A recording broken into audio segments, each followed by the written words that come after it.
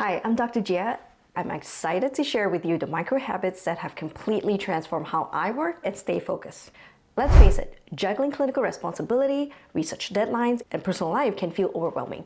But what if I told you that small intentional habits can make all the difference?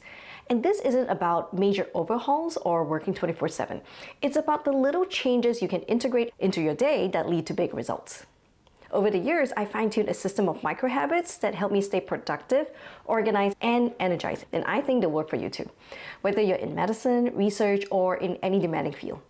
In this video, I'll cover micro habits across different areas, from optimizing your environment to building powerful routines and even staying physically and mentally sharp. By the end, you'll have actionable strategies to start implementing right away. Let's dive in. Section 1. Optimize your environment. Let's start with your environment because the way you set it up can make or break your productivity. The first micro habit, turn off all notifications. Most notifications aren't really urgent. They're just interruptions that are disguised as important. I've turned off email notifications, social media notifications, delivery app notifications like Uber Eats, and most importantly, phone notifications from group chats. Why? Because every time a notification pings, it pulls your focus away and it takes time to get back into the zone.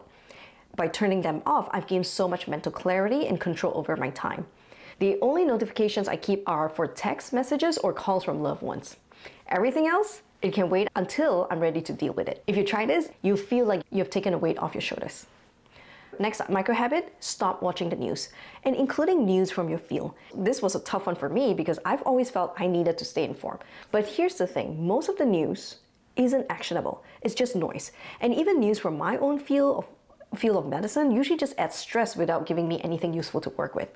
And now, instead of constantly consuming news, I curate the information I need. I read journals and updates only when I'm ready to absorb them, not just to interrupt my day. The next micro habit, tidy your environment daily. Every day I take 10 minutes to tidy up my space. It's not a deep clean, it's just a quick reset. I'll clear the desk, put away the clutter, and make sure my workspace feels calm and inviting. And here's why this matters. When your environment is chaotic, your mind feels chaotic. But when your space is clean, it gives your brain permission to focus. And those 10 minutes are a small investment for a big payoff. Next micro habit, get several sets of the same things. This may sound a little bit extra, but it's a game changer for me. I have duplicates of the items I use the most. Gym bags, makeup kits, travel essentials, shoes, and even stethoscopes. Let me give you an example. I travel a lot for conferences and talks, and I used to spend so much time packing, running around to get all the things I need, and now I just get a second set of everything. So I don't have to think about it. I just grab and go. I even keep 2 stethoscopes, one at home and one in my office. If I want to round in the hospital straight from home, I don't have to waste time going back to my office to grab it. It's such a small adjustment, but it saved me so much hassle. The next section, build a routine and structure your day. Now that we've optimized your environment, let's talk about what comes next. Building a routine and structuring your day. It's not just about doing more, it's about doing the right things at the right time in the right sequence. My first micro habit, don't create to-do lists, create events on your calendar. So you know those never-ending to-do lists that just keeps on growing? The problem is that some of these tasks never actually get done. We tend to prioritize the easy one or avoid the tasks we don't want to do. And so they tend to stay on the list forever. And here's the trick. I use my to-do list only as a temporary staging area. And so when I write down the tasks, I estimate how long each one will take, and then I schedule them as events or meetings in my calendar. And when a task has a dedicated time slot, it's far more likely to get done. And you avoid this endless loop of adding more to the list and avoiding the things you should do. Next micro habit, do the hard things first. This one's simple but difficult to pull off. Whatever feels the most daunting or challenging, tackle it first thing in the morning. Starting your day by conquering the most difficult task builds momentum and confidence for everything else. Plus, you'll avoid the mental burden of procrastination weighing you down throughout the day. Next micro habit, be early to things. This habit has been a game changer for me. I used to be late maybe about 5 minutes or so, but just that was enough to throw everything off. There was always something unexpected that came up, causing me to feel rushed and stressed. Now, I make it a point to show up early for meetings, presentations, or any other commitments. And when I'm early, I feel calm, collected, and far more professional. Being early forces me to think ahead and prepare. How much travel time I need, where will I park, do I need to send my computer or test the AV equipment? These kind of planning ensures I'm not just on time, but also fully ready, which helps me manage my time better across all tasks. And what I've learned is that this habit does not apply to small things. It carries over into big projects. How you do something is how you do everything. When I design research milestones, for example, I think through each step in advance. What needs to happen before I can move forward? And this mindset keeps me organized, prepared, and ahead of schedule. And here's the real impact. Being early is psychologically powerful. When you're early for small things, you're training yourself to be early for the big things. The next promotion, the next opportunity, or even the next phase of your career. It's about cultivating readiness and professionalism in every area of your life. The next micro habit, schedule thinking time. Set aside 1 hour during the day to reflect and strategize, and use this time to evaluate your progress. Are you hitting your milestone? What's working? What's not? What can you improve? Now, I hear you saying, I've no time, I'm so busy, I can't schedule any thinking time. If that's you, there's a clear signal you need it even more. Stepping back to reflect is like climbing to higher ground. You can see the big picture and make better decisions about where to go next. Next micro habit, create a work shutdown routine. At the end of the day, take a moment to review your tasks. Did you complete what you needed to do? If not, decide what still needs to be done and schedule it into your calendar. This habit keeps unfinished tasks from circling in my mind and allows me to truly leave work behind at the end of the day. I sleep a lot better knowing everything has its place. Next section, to embody the person you want to be. Productivity isn't just about what you do, it's about how you think and show up. Let's talk about the mindset shifts and micro habits that will help you align your actions with your aspirations. The first mindset shift, be, do, have. It flips the traditional way we think about success. Most of us believe that we need to have certain things before we can do what's necessary, and then we finally become the person we want to be. But the truth is, it works the other way around. Start by focusing on who you want to be. Then you act like that person today, align your actions, thoughts, and decisions with the version of yourself you're striving to become. Here's how I put this into practice. Instead of saying, I hope, say, I am. When you tell yourself, I'm confident or I'm capable, your brain starts aligning with that belief. Instead of saying, I need, say, I want. This reclaims your agency. It turns your obligations into intentional choices. Instead of saying, I cannot, say, I can. This shift moves you from a scarcity mindset to one of possibility and growth. When you be the person you want to become, you naturally start to do the things that align with that identity. And eventually, you'll have the success, confidence, or opportunities that follow. For example, if you want to have a strong, healthy body, it starts by identifying yourself as a healthy person. That's the be part. When you see yourself as someone who prioritizes health, you naturally start to do what healthy people do. Eat nourishing food, stay active, and prioritize rest. Over time, these actions lead to the outcome you eventually want, to have a strong, fit body. It's not the other way around. You don't wait to have the perfect gym membership, free time, or motivation to start. You start by being that person now. This isn't just about wishing or pretending. It's about actively living as your future self. You pull your future into the present. And by embodying the mindset and actions of the person you aspire to be, you're not just moving towards your goal, you're already there. Next micro habit, celebrate every small win. This is to create an evidence portfolio. I truly believe that this is the key to confidence and overcoming imposter syndrome. True confidence comes from evidence. Confidence doesn't just appear, it's built piece by piece through proof. Every time you keep a promise to yourself, you're creating evidence that says, I can do this. Every time you reach a new milestone, no matter how small, you're reinforcing that belief. Every time you step outside of your comfort zone, you're building proof of your resilience. Think of these moments as the building blocks of your confidence. Over time, this evidence portfolio becomes a powerful reminder of what you're capable of. Next micro habit, receive graciously and say thank you. This one might sound simple, but it's really impactful. If someone offers to help, be open to receiving it. If somebody gives you praise, just say thank you. And many of us are conditioned to downplay our accomplishments or resist help. But there's strength in graciously accepting what others offer. It reinforces positive connections and allows you to grow with the support of others. Next micro habit, be 1% better every day. Choose one area of your life to improve daily, even if it's just a tiny step. And the beauty of this habit is that it compounds over time. Small, consistent improvements in your mindset, skills, or habit can lead to exponential growth. For example, one day it might mean organizing your workspace. Another day it could mean learning one new skill or reframing a limiting belief. These small efforts add up and help you move closer to become the person you aspire to be. Next section, focus on health and wellness. First micro habit, implement micro exercises. I truly believe in physical fitness. Typically, I exercise about 5 to 6 times a week. But let's be real, some days it's just not possible. And that's where this micro exercise comes in.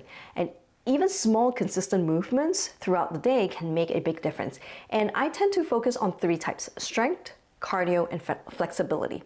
For strength, I do simple exercises like squats, tibia raises, and calf raises. For cardio, I take micro walks, getting up an hour or so, or move around and standing. And for flexibility, I focus on stretching.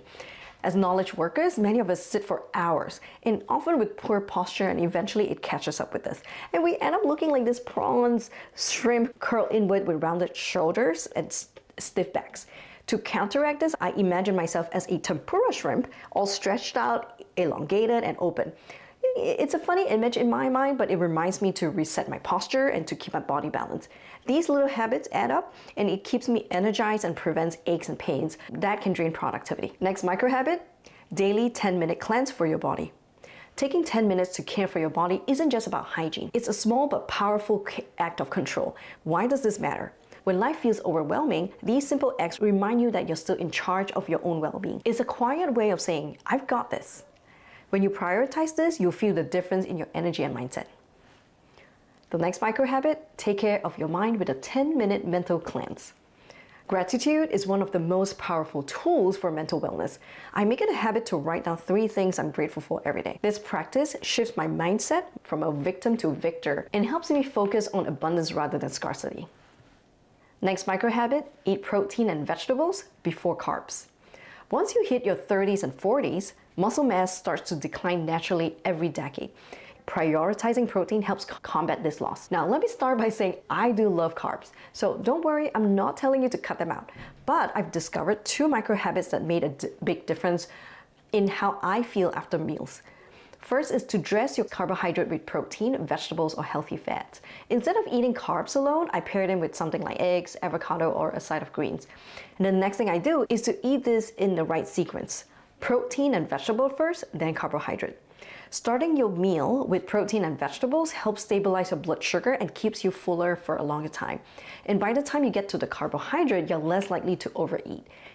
Next micro habit, cut down on liquid sugar, and that includes sodas, sugary coffee, juices, and even alcohol. If you want vitamins from fruits, eat the actual fruit. Chewing not only strengthens your jaw, it slows your eating pace and gives you all the fiber. This reduces sugar spikes and prevents energy crashes. As for alcohol, I personally stopped drinking because it's empty calories with no real nutrients. Plus, it disrupts my sleep. I may feel drowsy at first, but alcohol just does not give me restful sleep. Cutting it out has improved my overall energy and focus. The next micro habit, sleep at the same time every day. I used to rely on an alarm clock to wake up, but everything changed when I started focusing on setting a consistent bedtime. Now I prioritize going to bed at the same time every night, and my body has naturally adjusted to this rhythm.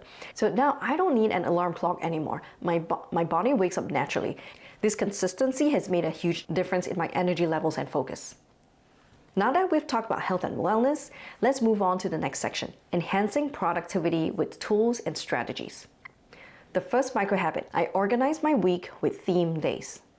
One of the most effective changes I've made is dividing my week into theme days.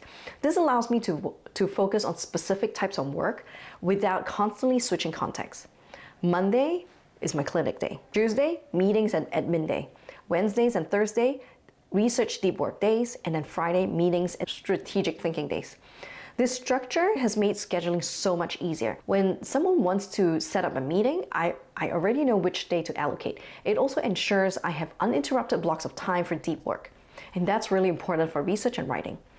Theme days help me stay focused and prevent decision fatigue. The next micro habit, use a second brain. I realized a long time ago I can't remember everything. And that's normal and that's okay.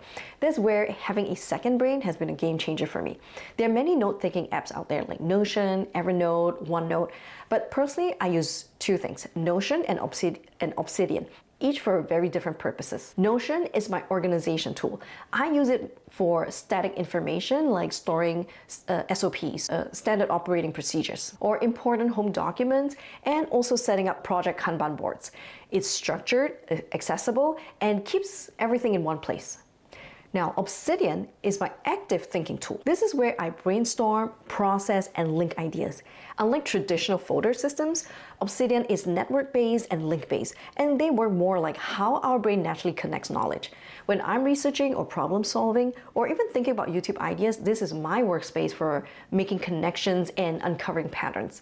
These tools allow me to externalize my thoughts and offload mental clutter, giving me more room to focus on creative and strategic work. By having a second brain, I've been able to stay more organized, think more clearly, and take on complex projects without feeling overwhelmed. The next micro habit, the one-touch rule. The idea is simple. Once you touch something, you don't let go until it's done. In other words, you finish the cycle. For example, I used to let my physical mail pile up in the kitchen table, and then I'll say, oh, I'll go through it later. And before I knew it, I had mountains of junk mail, bills, and clutter. Now, what I do is when I grab the mail, I process it immediately. Throw out the junk, open the bills, and file what's important. And I do all of that before I even take off my shoes.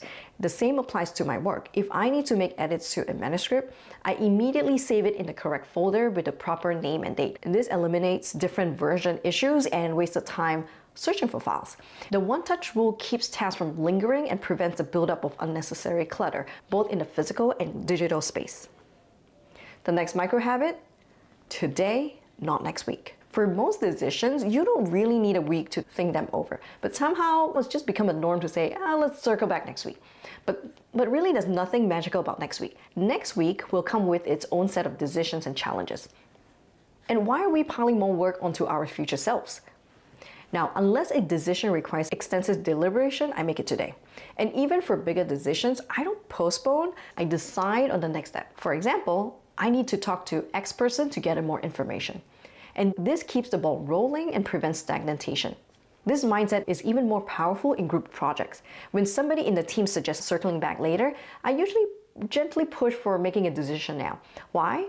Because once the meeting ends, people really stop thinking about it. And deciding in the moment keeps the momentum alive, prevents the task from becoming a bottleneck, and allows everyone to move forward without unnecessary delays. Making decisions today isn't just about efficiency, it's about respecting your time and your team's time, now and in the future. Finally, the last and most important micro habit, incorporate more play into your life. Creativity is at the heart of impactful research. While you may have structure and tools to help us stay organized, the real breakthroughs often come when we allow ourselves to play. Over the years of coaching researchers in academic writing and participating in grant writing peer groups, I've seen a common pattern. The biggest struggle isn't the writing itself, it's the research idea. There are plenty of papers published every year and plenty of grants submitted, but only the best ideas yield outsized returns. These are the ones that get funded. They are the ones that get published in high-impact journals and cited thousands of times. A well-written paper with a poor study design will get rejected. The true differentiator is the idea itself. Now, the best ideas don't usually emerge from staring at a blank page or forcing yourself to write a grant. They come through play, riffing on ideas with your colleagues, taking a walk, or letting your mind wander. When I was constantly hustling, it felt like my creative well had dried up. But when I started incorporating play into my life, ideas started flowing again. Play does not have to be a big, time-consuming activity. It's about infusing small moments of joy and curiosity into everyday life, exploring hobbies, making mundane tasks more fun, or reading things outside of your field. Not just for self-improvement, but for enjoyment. For example, even comic book counts. Play can also transform how we approach research. Instead of forcing an idea into existence, I now let myself play with possibilities, floating ideas in conversations, talking to people, imagining projects without budget or constraints, or asking what if, questions that push beyond conventional thinking. These playful explorations often lead to the most exciting and innovative research directions. And by making space for play, we don't just recharge, we unlock our best ideas. We've covered micro habits and can transform your focus and productivity. The real power comes from consistency. Small changes done daily compound into massive results over time. So try just one of these micro habits today and see how it impacts your workflow. And if you found this helpful, let me know which habit resonated with you the most. I'll see you in the next video.